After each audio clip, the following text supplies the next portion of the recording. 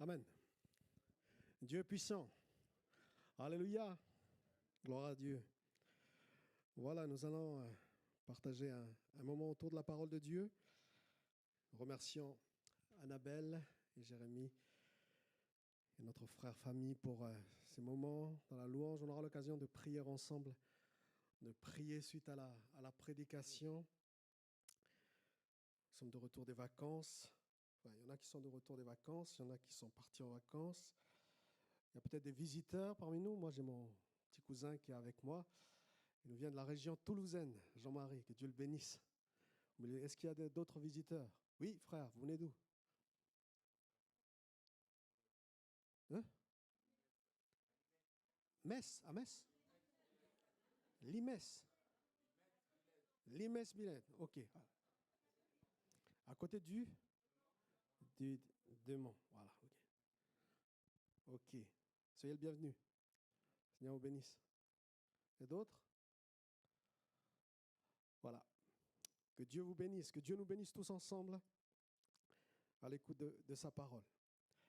On va parler de l'onction du Saint-Esprit au milieu de nous. On va prendre le psaume 23. On connaît bien ce psaume. Et au verset 5, il y a notamment cette expression qui dit « Tu oins d'huile ma tête ». Psaume 23, verset 5. Alors, pendant que vous cherchez ce texte, je ne sais pas si vous vous rappelez, il y a quelque temps, je vous ai partagé sur le lavage des pieds. Sur le lavage des pieds, et je vous avais dit que ce lavage des pieds, non seulement cela symbolisait l'exemple que nous devons suivre de Jésus de servir les autres, mais aussi que par cet acte, le Seigneur Jésus nous élève, nous transporte, nous honore, nous amène dans les lieux célestes pour qu'on soit assis dans les lieux célestes. Mais je vous ai partagé aussi sur le nettoyage des mains. L'apôtre Jacques va dire « nettoyez vos mains ». Vos mains, nettoyez vos mains. Qu'est-ce que ça veut dire spirituellement? Cela veut tout simplement parler de l'examen de soi-même avant de venir louer Dieu. S'il y a des choses à confesser. Et ensuite après, l'apôtre Paul va dire « Je veux que tous les hommes prient en tout lieu et qu'ils élèvent des mains pures, sans colère ni arrière-pensée, dit-il. » Ça veut dire beaucoup de choses, des mains pures. Entre guillemets, cela nous parle des mauvaises pensées qu'on pourrait y avoir, qu'il pourrait y avoir dans nos cœurs. Et du coup, c'est très important de nettoyer cela, spirituellement parlant. On ne parle pas d'ablution physique, mais on parle d'une confession spirituelle. Frères et sœurs, la Bible dit « Heureux ceux qui ont les cœurs purs ». Et la prière de nos cœurs peut être la prière de toujours. Seigneur, garde mon cœur pur. Et aujourd'hui, après avoir parlé des pieds et des mains, j'aimerais parler de la tête, non pas du lavage de la tête par l'eau, mais de l'onction sur la tête par l'huile. Et je pense que tout chrétien que nous sommes, nous devons prendre conscience de l'importance de cette huile. Vous savez que cette huile-là, on va parler en conclusion de cela, c'est cette huile qui ont manqué aux 5 vierges folles. Et ils ont raté le retour du Seigneur. Ils ont raté les noces de l'agneau. Du coup, je voulais partager de cela avec vous. Pourquoi aussi cette onction est sur la tête, non pas sur les mains et non pas sur les pieds. L'importance de l'onction. Alors, dans le Nouveau Testament, on ne parle pas trop de l'onction, surtout dans l'Ancien Testament. Je vais prendre 3 exemples de l'Ancien Testament. En tous les cas, l'idée, c'est que derrière le mot onction, vous pouvez mettre tout simplement, ça va être très simple, on ne va pas faire trop compliqué ce matin, le Saint-Esprit qui agit. Quand je dis que l'onction de l'Esprit est là, ça veut dire que le Saint-Esprit agit au milieu de nous. Et quand je dis que tu oins d'huile ma tête, c'est que l'onction du Saint-Esprit n'est pas seulement dans l'auditoire, il est dans chaque personne.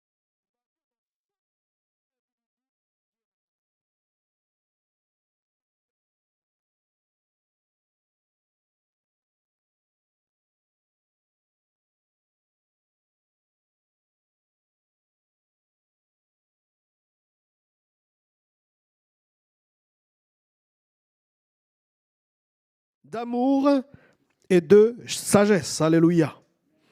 Et du coup, c'est pour ça que j'ai pris 3 exemples dans l'Ancien Testament pour parler de force, pour parler d'amour et pour parler de sagesse. Du coup, on va commencer par la sagesse. Et l'exemple que j'ai pris, c'est l'exemple de l'onction, l'huile d'onction sur le souverain sacrificateur. Ensuite, le deuxième exemple, c'est l'exemple de la force. C'est la corne d'huile sur David avant de vaincre Goliath. Et enfin, l'huile d'amour, si on peut l'appeler ça comme cela, l'onction de l'esprit avec cet aspect de l'amour, c'est quand le psaume 133 va parler de l'huile précieuse. On va parler de l'unité de l'esprit. Du coup, on commence par l'huile d'onction pour la sagesse. C'est l'huile, Exode 30, versets 22 à 38. Vous le lirez chez vous. Ce sont des passages qui sont trop longs pour lire ce matin, mais je vais juste recueillir quelques versets de ce passage. Exode 30, verset 22 jusqu'à 38.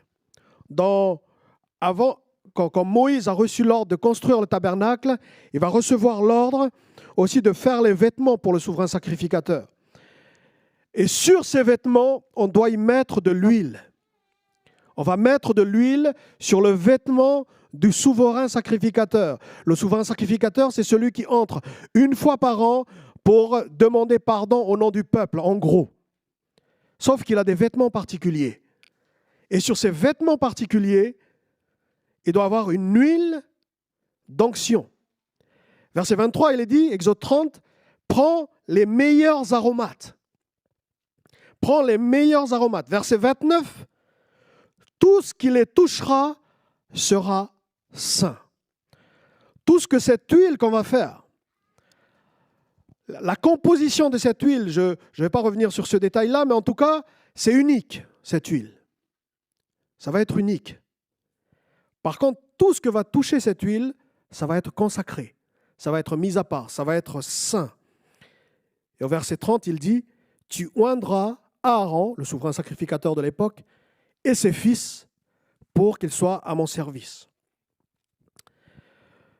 Et du coup, comme premier point, je voulais juste dire que nous sommes devenus saints par l'huile du Saint-Esprit.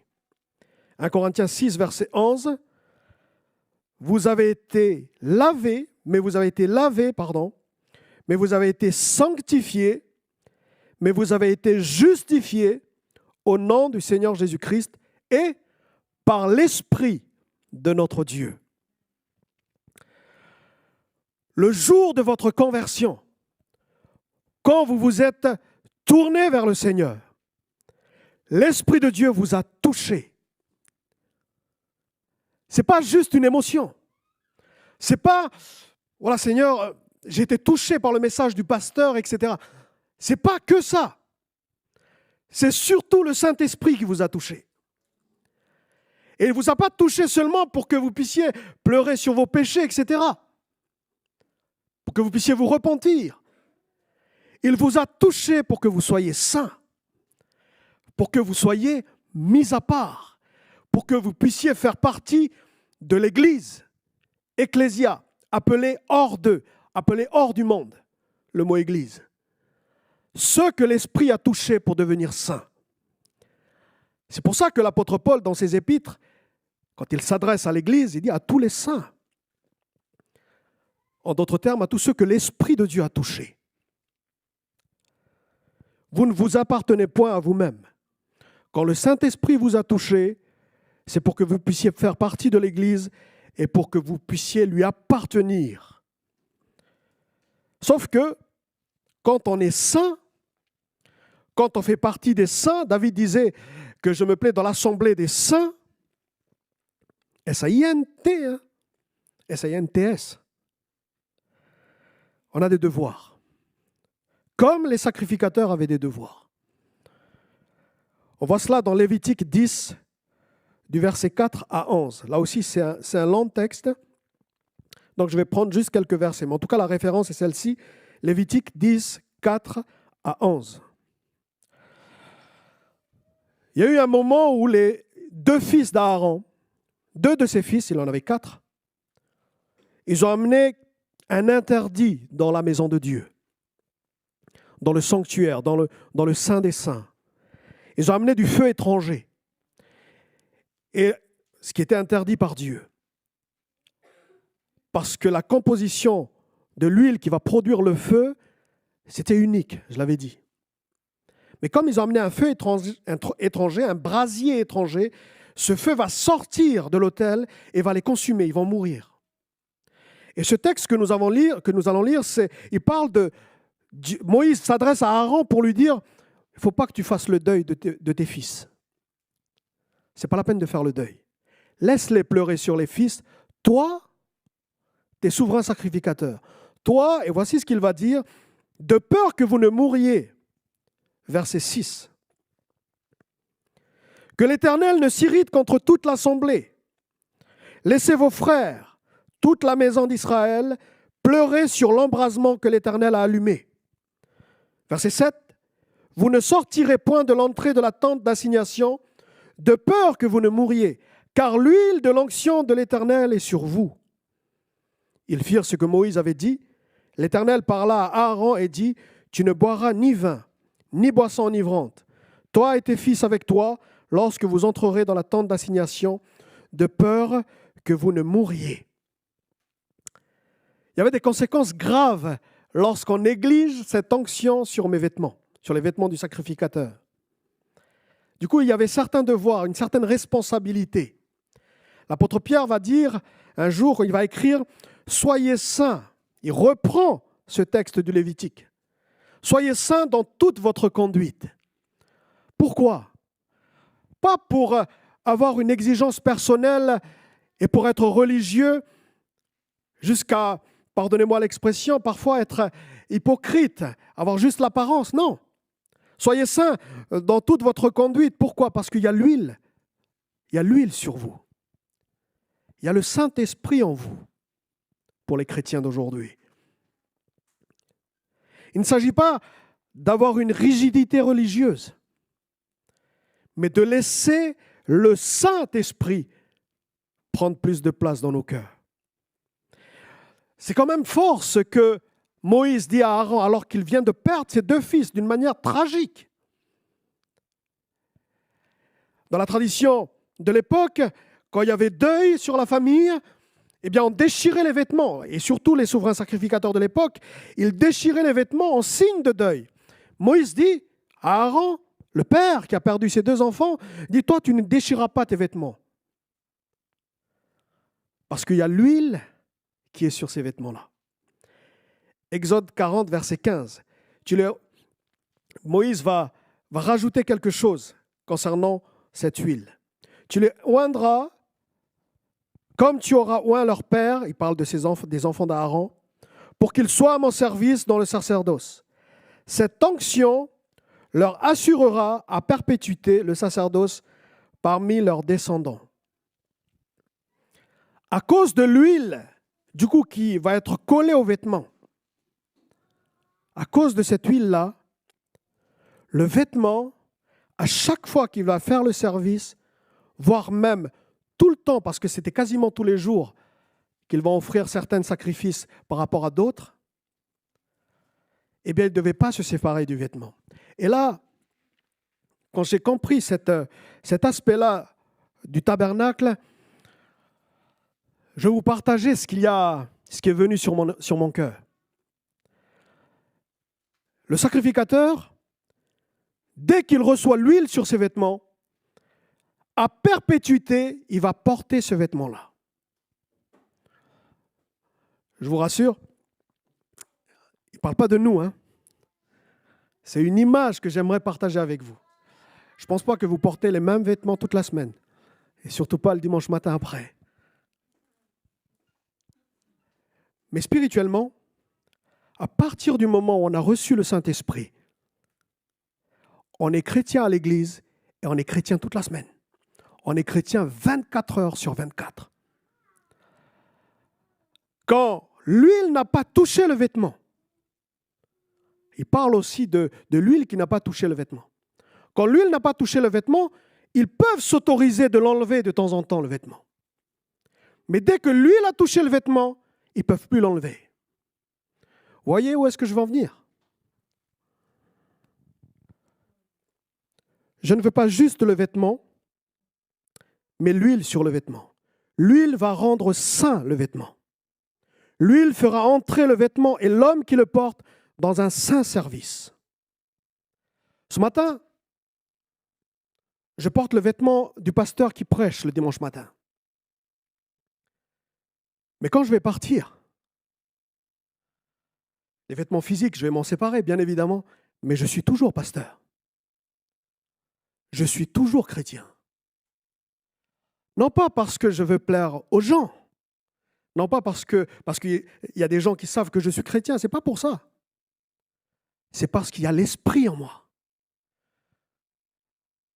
Les chrétiens sont ceux qui ont l'esprit de Christ. La Bible dit, ceux qui n'ont pas l'esprit de Christ, il ne lui appartient pas.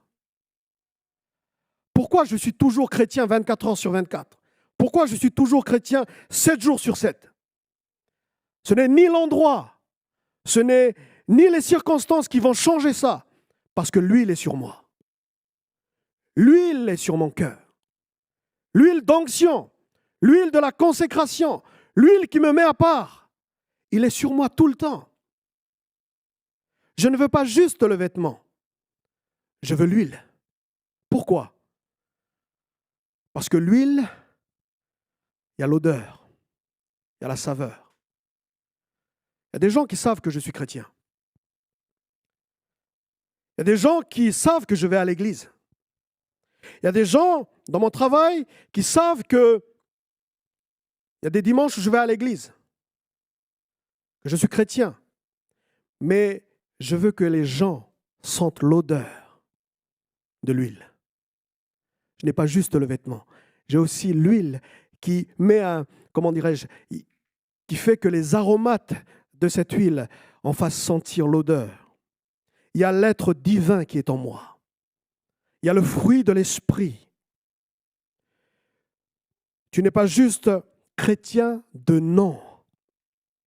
Vous savez, quand on est chrétien de nom, on peut se permettre, on peut s'autoriser d'enlever de temps en temps ce nom-là, quand ça nous arrange. Je vais mettre ce vêtement seulement les dimanches matins, quand je vais à l'église. Et de temps en temps, quand il y a des chrétiens autour de moi, quand il y a des gens qui vont à la même église que moi, je vais mettre ce vêtement-là. Mais quand je vais être tout seul, devant mon ordinateur, quand je vais être avec des amis non-croyants qui ne savent pas que je vais à l'église, quand je suis en vacances, est-ce que nous avons toujours ce vêtement? Est-ce que parfois nous n'autorisons pas de nous enlever ce vêtement? Pourquoi on s'autorise cela? Parce qu'il n'y a pas d'huile. C'est parce qu'il n'y a pas d'huile qu'on s'autorise d'enlever ce vêtement et de mettre un autre vêtement. Frères et sœurs, je veux que tu oignes d'huile ma tête. Et l'huile va rester 24 heures sur 24, 7 jours sur 7. 2 Corinthiens 1, 22 nous dit, il a marqué de son sceau. Il y a le sceau divin sur ta vie. Il y a la marque de Jésus sur ta tête. Amen. Alléluia. Lévitique 21, verset 10. Le sacrificateur, il y a des devoirs, c'est vrai, mais il y a aussi des droits. Le lavage des pieds nous emmène dans les lieux célestes, mais aussi l'huile sur la tête. Lévitique 21, verset 10. Le sacrificateur qui a la supériorité sur ses frères, sur la tête duquel il a été répandu l'huile d'onction et qui a été consacré et revêtu des vêtements sacrés, ne découvrira point sa tête et ne déchirera point ses vêtements. Il n'ira vers aucun mort. Il ne se rendra point impur ni pour son père, ni pour sa mère. Il ne sortira point du sanctuaire et ne profanera point le sanctuaire de son Dieu, car l'huile d'onction de son Dieu est une couronne sur lui. Je suis l'Éternel. Amen. On ne met pas une couronne aux pieds, ni aux bras. On met sur la tête. Qu'est-ce que je veux dire par là? Il nous a ressuscités ensemble et nous a fait asseoir ensemble dans les lieux célestes en Jésus-Christ. On l'a chanté tout à l'heure. En Jésus-Christ, nous avons la victoire. Ça veut dire que nous ne sommes plus asservis. On n'est plus esclaves du péché. On n'est plus esclaves de la chair. Jésus-Christ nous a acquis le grade le plus élevé dans le monde spirituel. Nous sommes enfants de Dieu. Tu n'es pas n'importe qui. Il y a l'huile de Dieu sur ta tête comme une couronne. Ça veut dire que peut-être que dans le monde, ça ne se voit pas, physiquement parlant, cette couronne. Mais dans le monde spirituel, je vous assure, ça se voit. Quand Dieu a adopté des fils, quelle est la marque qu'il met sur eux? C'est cette couronne, cette huile. Dans le monde spirituel, on le sait. Qui sont les enfants de Dieu?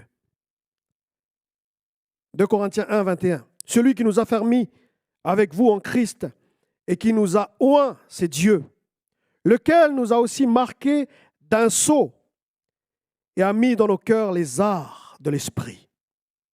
C'est-à-dire les gages, une garantie de ce qu'on va vivre plus tard. Romains 8, 23. Nous aussi qui avons les prémices de l'esprit, nous aussi nous soupirons en nous-mêmes en attendant l'adoption, la rédemption de notre corps. Vous savez, quand il y a en vous l'Esprit de Dieu, ça soupire après quelque chose d'encore plus glorieux que ce que nous sommes en train de vivre. L'Église que Jésus va enlever, l'Église, c'est actuel, hein, c'est pas plus tard. L'Église que Jésus va enlever, c'est une Église glorieuse, sans tache ni ride. À cause de cette huile qui est comme une couronne sur nous. Amen. Donc ça, c'est l'onction de sagesse, ce qu'on pourrait appeler. Ensuite, il y a la force. L'huile pour une mission précise. L'huile qui a été utilisée pour oindre David. 1 Samuel 16, versets 10 à 13. Isaïe fit passer ses 7 fils devant Samuel, et Samuel dit à Isaïe, « L'Éternel n'a choisi aucun d'eux. » Puis Samuel dit à Isaïe, « Sont cela tous tes fils ?» Et il répondit, « Il reste encore le plus jeune, mais il fait paître les brebis. » Alors Samuel dit à Isaïe, « Envoie le chercher, car nous ne nous placerons pas avant qu'il ne soit venu ici. » Isaïe l'envoya chercher. Or, il était blond, avec de beaux yeux et une belle figure. L'Éternel dit à Samuel, « Lève-toi, oins-le, car c'est lui. » Samuel prit la corne d'huile, éloignit au milieu de ses frères. L'Esprit de l'Éternel saisit David à partir de ce jour et dans la suite. Samuel se leva et s'en alla à Rama. Ça, c'est l'huile que Dieu nous donne, qu'il oint sur nos têtes pour une mission précise. Dieu ne nous laisse pas démunis sur terre. Vous savez, si Dieu nous laisse encore sur terre après nous être tournés vers le Seigneur, c'est pour une mission. Il sait ce qui est bien pour nous. Il sait ce qui est bien pour nous. On aurait pu croire que, mais si Dieu sait ce qui est bien pour nous, il nous aurait pu prendre pour aller au ciel, être avec lui. C'est ce qui est bien pour nous. Mais pourquoi il nous a laissés sur cette terre? C'est pour une mission. Et pour accompagner cette mission, il faut de la force. Dieu ne nous laisse pas démunis. Et il nous a envoyé cette huile, cette onction. David a commencé par jouer de la musique. Ensuite, il a porté les armes de Saül. Ensuite, il a vaincu Goliath. Ensuite, il est devenu général. Et après, il est devenu roi. Grâce à cette huile. Grâce, et je vais préciser, à cette corne d'huile. La corne. La corne d'huile symbolise la force. Ce que nous, pentecôtistes, on a appelé le baptême du Saint-Esprit. Ce qu'on a appelé le revêtement de puissance. Ce n'est pas une légende, ce n'est pas mystique. C'est une réalité. Dieu va envoyer son esprit pour vous donner la force. Dieu ne va pas... Pourquoi il envoie son esprit? Parce qu'il ne va pas envoyer la moitié de sa force. Il envoie tout. Et du coup, il envoie, je vais me permettre cette expression, il envoie sa personne même. Il envoie tout, toute sa force. C'est pour ça qu'il envoie son esprit. Soyez assurés de cela, frères et sœurs. Vous n'êtes pas démunis. Vous avez une force. Vous avez le Saint-Esprit. Et quand je parle du baptême de l'Esprit, j'aime bien prendre, parce que souvent on prend Acte 2, on va dire, ils étaient dans un même lieu et ils furent tous remplis du Saint-Esprit et ils parlaient en d'autres langues. Mais il y a Acte 19. Acte 19, c'était des chrétiens, j'allais dire des chrétiens comme nous, simples, ordinaires. On sait pas trop, on n'a pas toute la science infuse. Enfin, je ne veux pas nous dénigrer non plus, hein, mais c'est juste pour dire qu'on ne va pas se compliquer la vie. Pourquoi je dis cela? Les chrétiens d'Éphèse étaient comme ça, un petit peu simples. Pendant qu'Apollos était à Corinthe, Paul, après avoir, acte 19, verset 1er, après avoir parcouru les hautes provinces de l'Asie, arriva à Éphèse, ayant rencontré quelques disciples, il leur dit, « Avez-vous reçu le Saint-Esprit quand vous avez cru ?» Ça, c'est bien des années après la Pentecôte. Ils lui répondirent, « Nous n'avons même pas entendu dire qu'il y ait un Saint-Esprit. » Je saute au verset 5. Sur ces paroles, ils furent baptisés au nom du Seigneur Jésus. Lorsque Paul leur eut imposé les mains, le Saint-Esprit vint sur eux et ils parlaient en langue et prophétisaient. Il n'y a même pas eu besoin d'école biblique. Même pas eu besoin d'un enseignement sur le Saint-Esprit. Il a juste parlé quelques instants.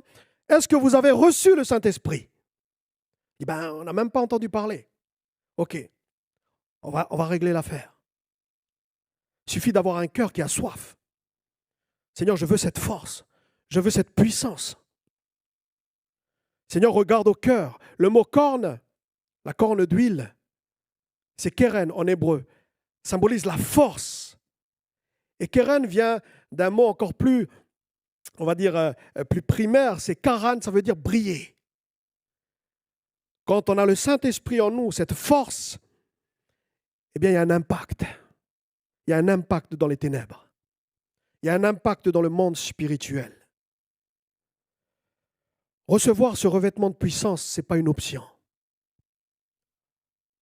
Si tu veux avoir des victoires certaines, des vraies victoires, je t'encourage à avoir soif de ce revêtement de puissance, de ce baptême de l'Esprit, de demander à Dieu, Seigneur, revêt-moi de ta puissance, donne-moi la force qui va me permettre de marcher dans la sainteté. Donne-moi la force qui va me permettre de résister à la tentation.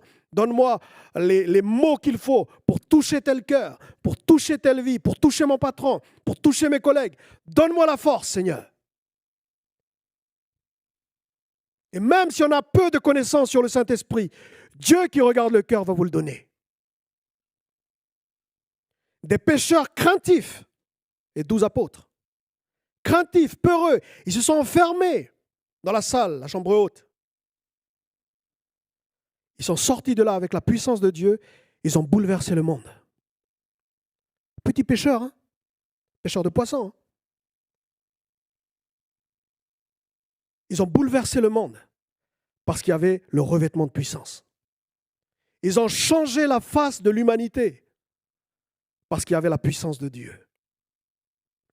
Demandez à Dieu chaque jour de vous remplir du Saint-Esprit. Vous savez, avant de venir prêcher, moi, je ne veux pas que les gens soient impactés par de la connaissance ou par de la théologie. On n'est pas venu nous faire, je ne suis pas venu faire de vous des théologiens, mais des disciples. Et pour ça, on a besoin de la puissance de Dieu. Amen. Amen. Pour que nous puissions bouleverser notre entourage. Et enfin, je termine. L'unité de l'esprit, l'onction de l'amour, l'huile précieuse, psaume 133. J'allais dire l'huile de la communion fraternelle, très important. Cantique des degrés, voici oh qu'il est agréable, qu'il est doux pour des frères, on peut rajouter des sœurs, de demeurer ensemble. C'est comme l'huile précieuse qui répandue sur la tête, descend sur la barbe d'Aaron, qui descend sur le bord de ses vêtements. C'est comme la rosée de l'Armon qui descend sur les montagnes de Sion, car c'est là que l'Éternel envoie la bénédiction, la vie pour l'éternité. Amen. c'est comme l'huile précieuse. Alléluia. L'huile précieuse. L'apôtre Paul va parler de l'unité de l'esprit. Éphésiens 4, verset 1er. Je vous exhorte donc, moi le prisonnier dans le Seigneur, à marcher d'une manière digne de la vocation qui vous a été adressée, en toute humilité et douceur, avec patience, vous supportant les uns les autres avec charité, vous efforçant de conserver l'unité de l'esprit par le lien de la paix.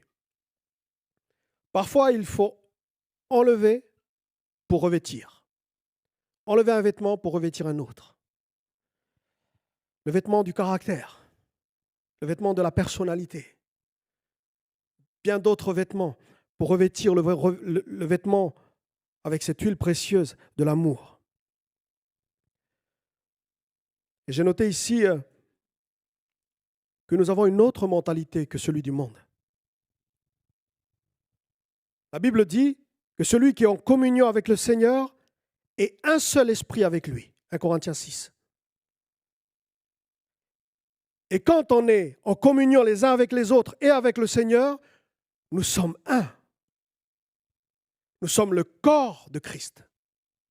Les membres sont liés les uns aux autres. L'huile coule sur la tête et il se répand sur le corps. L'esprit, quand on a l'Esprit de Dieu, quand l'Esprit de Dieu est dans mon cœur, dans mon corps, je cherche l'unité avec les frères et sœurs. Je cherche l'unité de l'Église. Et ça, c'est précieux. Un chrétien isolé, ça n'existe pas. Un chrétien qui a l'Esprit de Dieu en lui, il cherche l'unité. Il est toujours ensemble. Bon, il ne va pas vivre ensemble avec les chrétiens, on a tous nos activités, bien évidemment, mais il cherche l'unité de l'Église. Un chrétien qui divise l'Église, pour moi, ce n'est pas un chrétien. Il a un autre esprit en lui, mais ce n'est pas l'Esprit de Dieu. Un chrétien cherche l'unité de l'Église.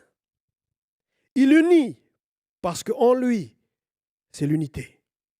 Le chrétien né de nouveau ne peut pas être un seul esprit, ou ne peut pas dire qu'il est un avec le Seigneur, l'esprit, et qu'il n'est pas un avec ses frères et sœurs qui ont l'Esprit de Dieu aussi en eux. Ça m'arrive de discuter avec des pasteurs qui ne sont pas du même mouvement que nous. C'est-à-dire qu'on a des différentes interprétations au niveau de certaines doctrines. Et ça, c'est des discussions sans fin, je vous assure. Hein. Mais j'aime bien, c'est passionnant. Mais ça, c'est entre nous. En tout cas, mais quand je parle avec eux, c'est un frère. On peut avoir des divergences d'opinion sur telle et telle doctrine. À partir du moment où ils croient que Jésus-Christ est le seul chemin, la vérité et la vie pour aller au ciel, la doctrine, la sainte doctrine, c'est la doctrine selon Jésus-Christ. S'ils croient aux enseignements du Christ, il y a quelque chose dans mon cœur, il y a quelque chose dans son cœur qui fait que nous sommes unis. On est frères. Le Saint-Esprit, lorsqu'on est en conflit avec un frère, ça peut arriver. Lorsqu'il nous arrive d'être en conflit avec quelqu'un, un frère ou une sœur, je vous assure, si vous avez l'Esprit de Dieu en vous, il ne vous laissera pas tranquille. Vous voulez être empêché de dormir, il va vous empêcher de dormir jusqu'à ce que vous vous réconciliez. Si vous êtes tranquille, alors que vous êtes en conflit avec tout le monde, si vous dormez bien, il y a un problème. Parce que l'esprit, c'est l'huile précieuse qui cherche l'unité du corps de Christ. Amen. Ça coule de source, j'ai noté ici. Celui qui se soumet à l'esprit de Christ s'efforce de garder l'unité de son corps. Si quelqu'un dit qu'il aime Dieu et qu'il haït son frère, c'est un menteur. 1 Jean 4, verset 20. Car celui qui n'aime pas son frère qu'il voit, comment peut-il aimer Dieu qu'il ne voit pas? Il y a une différence entre j'ai pris cette image-là alors que je préparais cette méditation. Il y a une différence entre un gardien de la paix et un artisan de paix.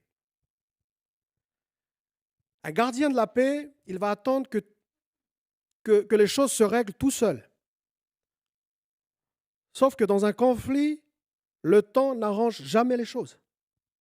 Au contraire, ça va les aggraver. Mais le gardien de la paix, il va faire comme si de rien n'était.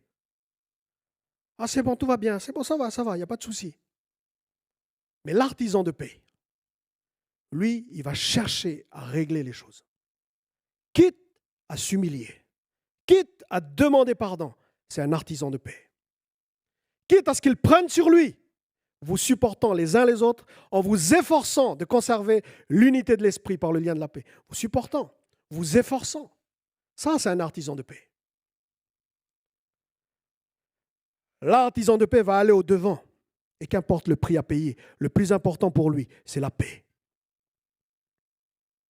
Ce n'est pas un esprit, et je conclus, de timidité que Dieu nous a donné, mais de force, la corne d'huile, d'amour, l'huile précieuse du psaume 133, et l'huile de sagesse, l'huile d'onction sur la tête de sacrificateur. Cette sagesse qui nous donne des responsabilités, des devoirs en tant que saints, en tant que mis à part. Et pourquoi sur la tête? La tête représente un ordre de priorité. Pourquoi sur la tête? C'est de là que partent tous nos choix, toutes nos décisions. Si l'huile vient sur nos têtes, c'est parce qu'il y a un ordre de priorité. Ça va couler sur le corps. Si l'huile ne vient pas sur la tête, il ne coulera pas sur les vêtements, sur la barbe. Même si on portait les vêtements du souverain sacrificateur. C'est-à-dire que même si on a le vêtement de saint, si l'huile ne coule pas ici, il y aura une partie du vêtement qui ne sera pas, couvert par l'huile. Et pourquoi je dis cela? Il faut que ça commence par la tête parce que l'esprit va d'abord nous diriger dans nos choix et dans nos décisions. Là où tout part, dans nos pensées. L'esprit va guider notre mode de vie. Vous savez, là, quand je dis nos choix et nos décisions, ce n'est pas juste d'aller à l'église le dimanche matin, mais c'est dans nos faits et gestes. 24 heures sur 24, 7 jours sur 7, les moments où je vais prendre des décisions, des grandes décisions pour ma vie, des grandes décisions pour ma famille. Qui je consulte? D'abord en premier. L'Esprit va nous inspirer. En fait, ça va se voir dans nos décisions, ça va se voir dans nos choix que j'ai l'Esprit de Dieu en moi. Cherchez premièrement le royaume de Dieu et sa justice, et toutes ces choses vous seront données par-dessus tout. Quand l'huile vient à manquer chez quelqu'un, écoutez bien, quand l'huile vient à manquer chez un croyant, chez un chrétien, comment on voit que quelqu'un manque d'huile chez lui? Ce n'est pas son absence à l'église. Ce n'est pas son absence dans les activités de l'église. Comment on voit que l'huile vient à manquer chez lui? C'est dans ses choix et dans ses décisions. Quand on voit son mode de vie, quand on voit sa conduite, son comportement, il y a quelque chose qui est perdu. Son sang. Il pensait que l'huile était encore en lui. Mais à cause de ses choix, de ses décisions, il a succombé à la tentation. Il a décidé que ce soit une femme qui prenne le dessus sur sa consécration. Ses priorités sont ailleurs. Ses priorités sont ailleurs que le royaume de Dieu. Ses décisions ne sont pas gouvernées par le Seigneur. Ils ne sont pas centrés sur le Christ. Ses décisions sont centrées sur autre chose. Soit sur lui-même, soit sur ses activités, ses passions. Mais là, il y a un problème, frère. L'huile, il commence à manquer. Ah, il aura beau venir les dimanches. Mais si dans sa maison, il ne règle pas ça, l'huile va continuer de manquer. Dieu est la priorité. La façon, ma communion avec Dieu va gouverner mes relations, mes décisions, mes choix, etc., etc. Relations conjugales, relations familiales, relations professionnelles, relations ecclésiales. Toutes mes relations sont gouvernées par ma priorité qui est le Seigneur lui-même. Et j'en viens à ma parabole des 5 vierges sages et des 5 vierges folles. Ils ont raté le retour du Seigneur, les 5 vierges folles, parce qu'il manquait l'huile. Leur priorité n'était plus le royaume de Dieu. Leur priorité, ils ne pensaient plus au retour du Seigneur. Ils ne pensaient plus au retour de Jésus. Ils avaient, permettez-moi l'expression, l'esprit ailleurs. Les folles, Matthieu 25, verset 3, en prenant leur lampe, ne prirent point d'huile avec elles. Parce qu'ils avaient l'esprit, ils étaient préoccupés par beaucoup d'autres préoccupations. Et Dieu sait que vous êtes remplis d'activités. Dieu sait que vous êtes remplis, votre emploi du temps est rempli, votre planning est rempli de beaucoup d'autres choses. Les folles vont prendre leur lampe, mais il y a manque d'huile. Les folles avaient bien leur lampe, ils avaient bien le couvercle, mais pas d'huile. Qu'est-ce que ça veut dire? Elles avaient le vêtement, mais pas l'onction. Elles avaient l'activité, mais pas le cœur. Ils faisaient tout qui ressemble à des chrétiens, mais ils en renient ce qui en fait la force.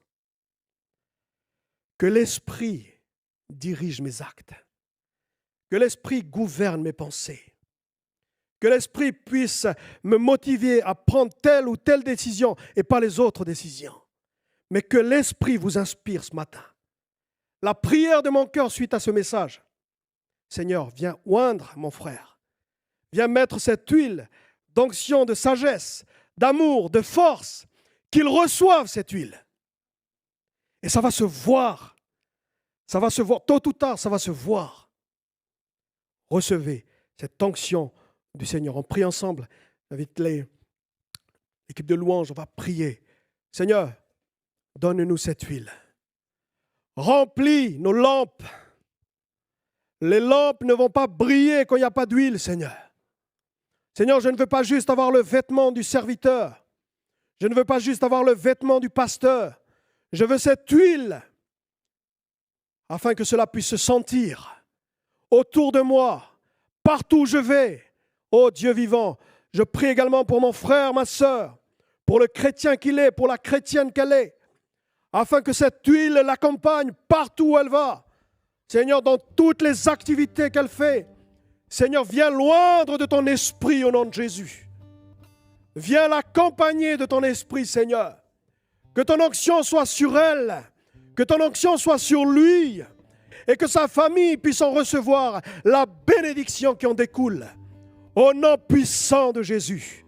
Ah Seigneur, que ta présence nous saisisse ce matin. Ah, nous voulons de cette huile.